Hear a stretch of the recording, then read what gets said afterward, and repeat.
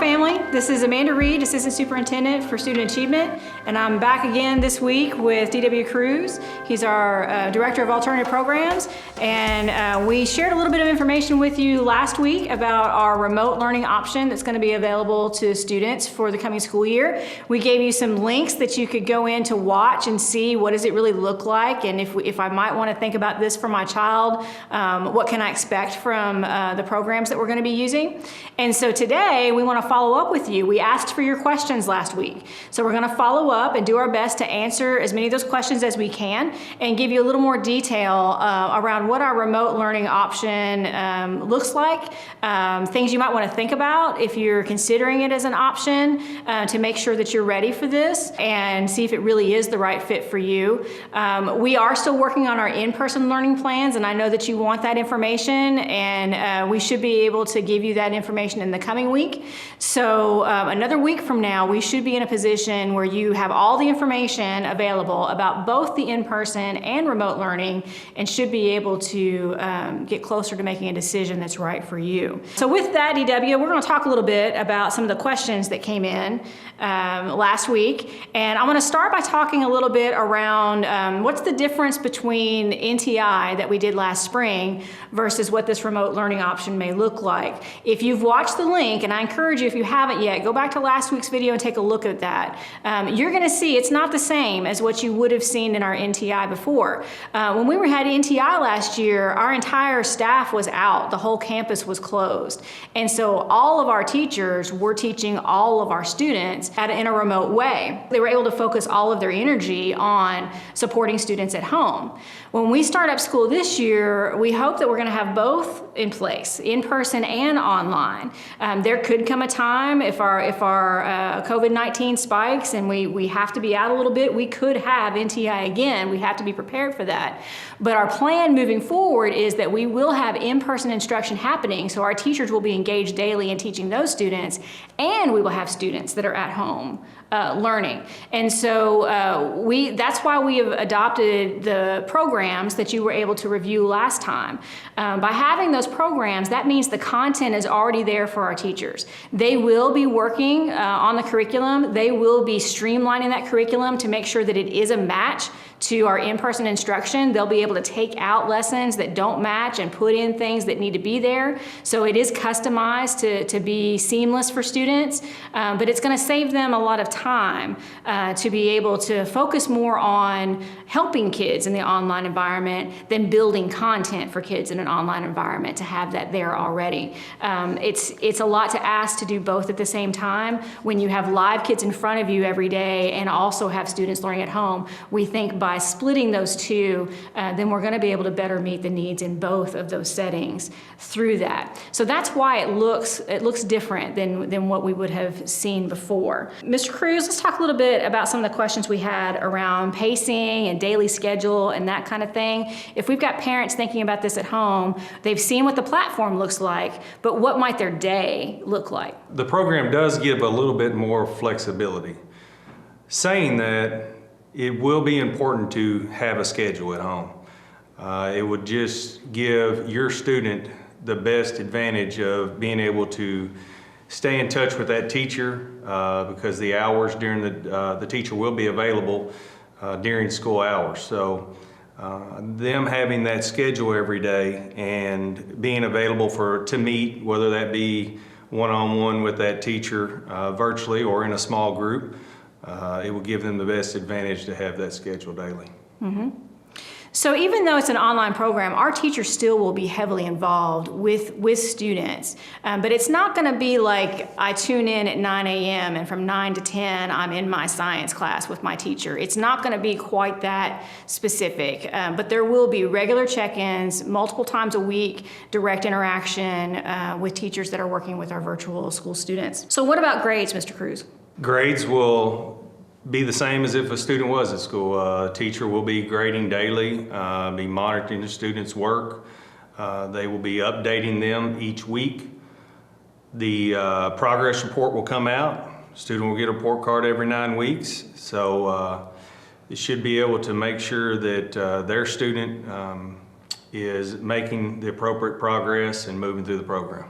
Okay. And what about extracurricular activities? Can they still be involved in those things? Students will be able to participate in extracurricular activities, whether it be sports or clubs. It's important to remember they'll have the same requirements and guidelines they would as if they were at school, though. Okay.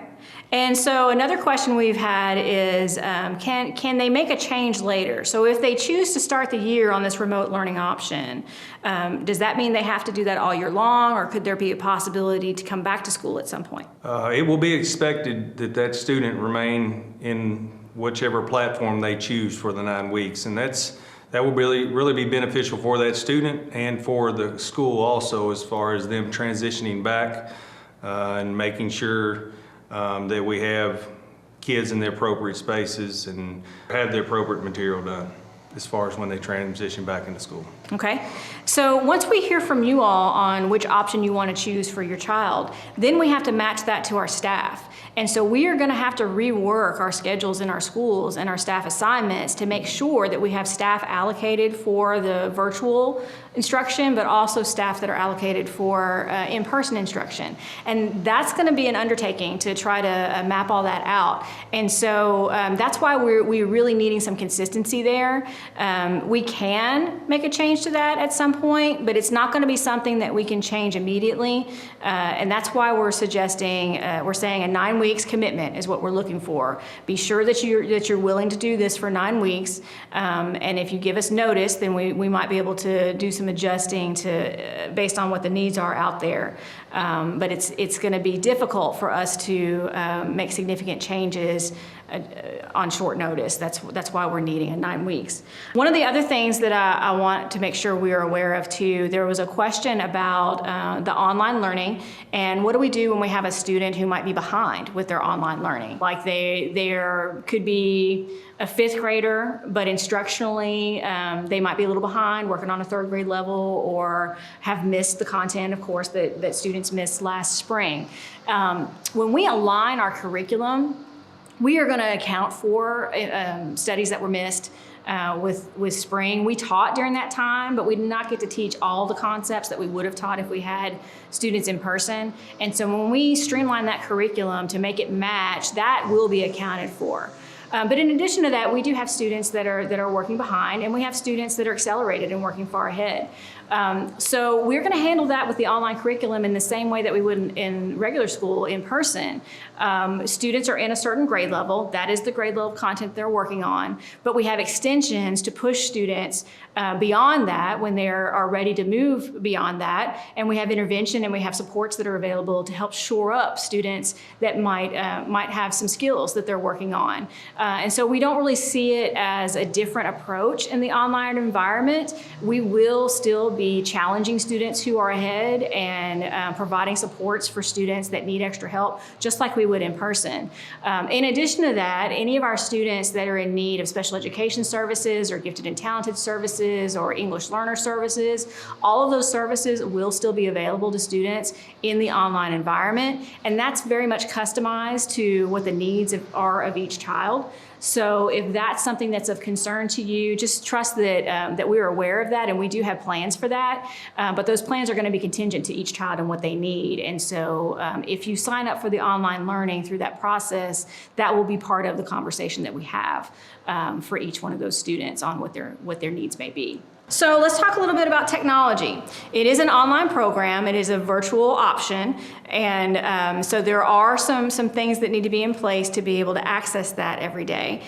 You do need to have a reliable connection, internet connection. You will need to have a device of some kind, a Chromebook, laptop. Cell phones are probably not gonna be able to do what we need for this online learning program. They work really well for Google Classroom and some other types of Google Meets, but for completing the work in the platform, in the program, cell phone's probably not going to do it. But we do have devices that are available. We are one-to-one for 612. All of our 612 students, we have devices for them, and we have also added on devices in elementary, so we're to that level there as well. So if you need a device to be able to do the work at home, we can help you with that. You just contact the school, and we can take care of that for you. The internet service, you want to make sure that you can stream video videos.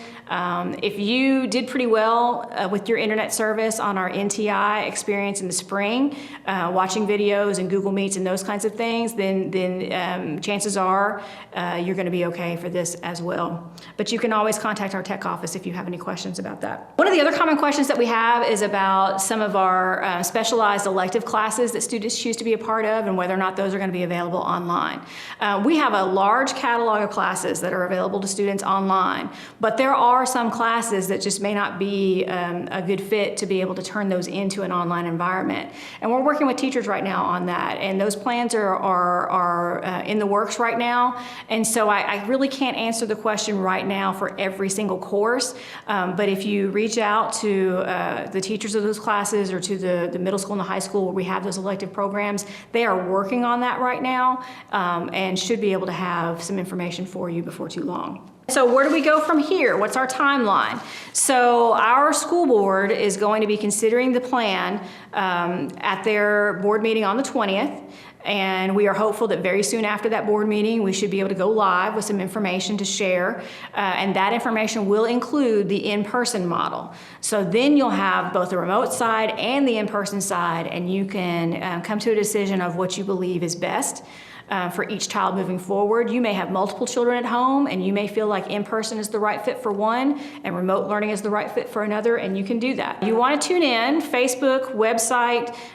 Shortly after that meeting, we'll be able to post all the information that we can share with you at this point, and we will have a Google form. That's what you want to be looking for. We're going to have a Google form where we ask you to go online and tell us, are you choosing online learning or are you choosing in-person learning?